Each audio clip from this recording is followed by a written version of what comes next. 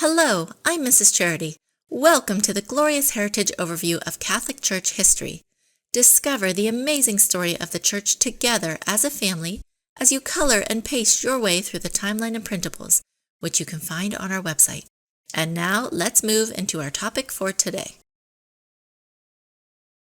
Hello, I'm Mr. Charity, and welcome to the Glorious Heritage Catholic History video series. Today's topic is number 99. The Holy Roman Emperor Charles V. If you look on your timeline and summary question sheets, you'll notice that we are in the green time period, which we have called Revolt. If you don't have a timeline or summary question sheets, you can find them on our website. Throughout most of all the history of Christendom, the Holy Roman Empire was centered in the areas of Germany and Austria. Remember that the Holy Roman Empire was started by Charlemagne, and afterwards his descendants ruled as emperors for almost 1,000 years. The family descended from Charlemagne that came to rule the empire in the 1500s was named the Habsburg family. Well, in 1516, one of the Habsburgs, Charles, became the King of Spain. Then only a few years later, Charles also became the Holy Roman Emperor.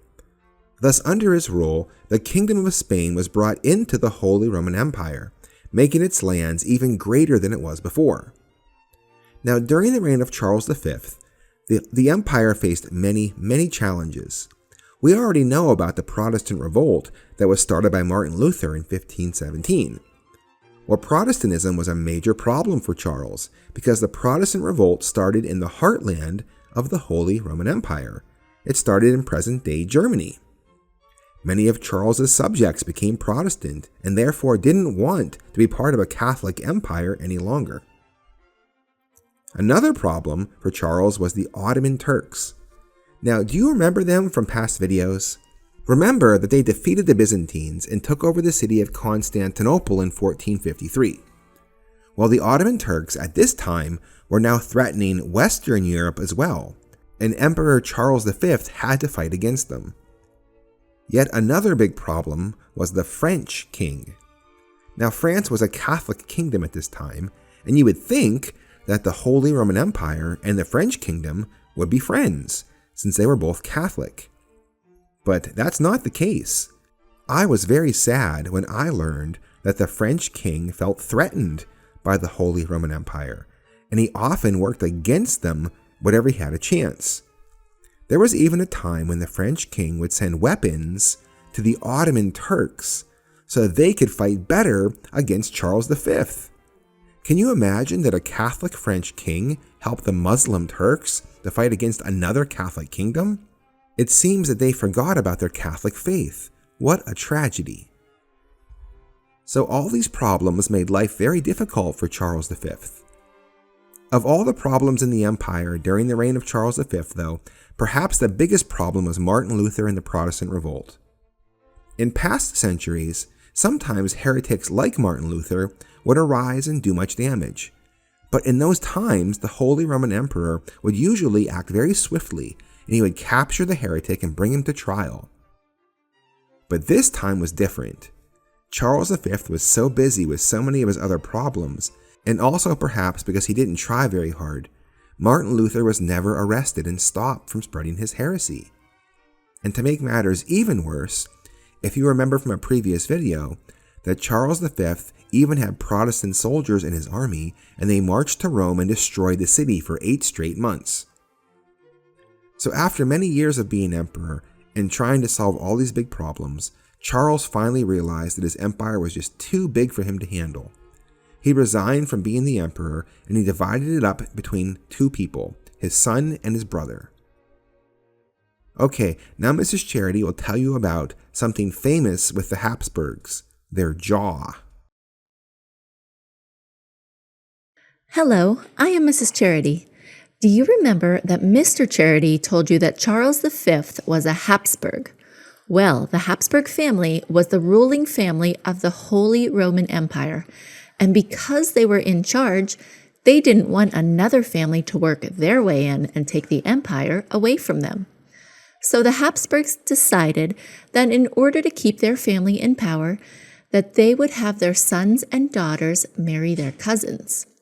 This practice of marrying people in their own extended family over time caused the Habsburgs to have all very big jaws. Look at all these pictures of various Habsburg emperors, and you'll see that all had the famous Habsburg jaw. Welcome back. Now let me tell you a story about Charles V and his falcon. In the grand halls of the imperial palace, Holy Roman Emperor Charles V received a most unusual gift from the visiting Knights Templar, a majestic falcon named Alaron. The knight, Sir Geoffrey, presented the bird with a deep bow, explaining that the falcon was a symbol of loyalty and vigilance, virtues that the Templars held dear. "Your Majesty," Sir Geoffrey began, "our falcon has been trained to soar high and far, much like your reign over these vast lands. May he serve as a reminder of the vigilance required to maintain peace and order, Your Majesty." Emperors like Charles V prized falcons for their keen hunting abilities and their representation of noble status. Falconry was not just a sport, but a demonstration of control and mastery over nature, reflecting the emperor's dominion over his empire. The falcon quickly became a favorite of Charles, accompanying him on hunts and perching regally by his side during court sessions. However, Charles V's reign was not without its challenges. The rise of Martin Luther and the Protestant revolt threatened the unity of Christendom. As Charles grappled with this new heresy, he found joy and solace in the company of his falcon. The falcon's sharp eyes and swift movements reminded him of the need for vigilance and decisive action. Well, one evening, as Charles pondered the growing dissent in his realm, the falcon suddenly took flight, circling high above the palace. Sir Geoffrey, observing the bird's behavior, said, "Your Majesty, just as the falcon surveys the land, you must also keep a watchful eye on your empire. You must pay close attention and act swiftly to keep this new heresy of Protestantism from spreading further and getting out of control." Even with his falcon, Charles V did not take the knight's advice, because sadly, as we're all aware, Protestantism did get out of control.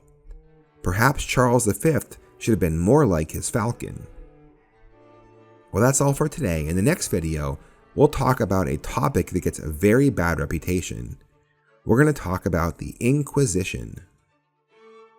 I hope you enjoyed and learned something new today. Visit our website, www.gloriousheritagecartoons.com, where you can find more educational supplements, cartoons, books, and printables.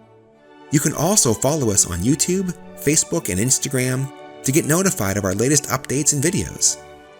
And if you like our work and want to support us, you can make a donation on our website or on Patreon. We really appreciate your generosity and kindness. Please don't forget to like, comment, share, and subscribe to our channel, and see you next time.